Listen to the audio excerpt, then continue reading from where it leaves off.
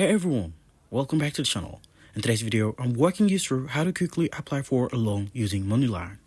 Let's get started. First, download the MoneyLion app from the App Store or Google Play if you haven't already. Open the app and log into your account. It's free to sign up. Once you're logged in, navigate to the Loan or Credit Builder section from the dashboard.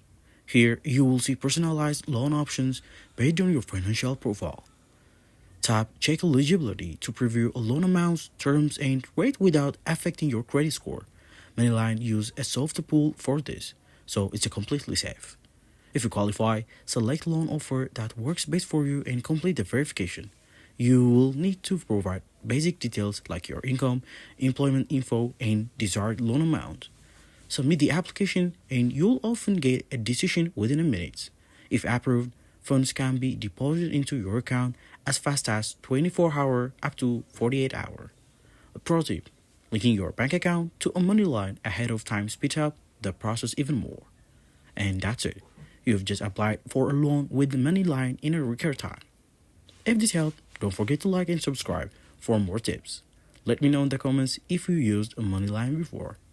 Thanks for watching and see you in the next video.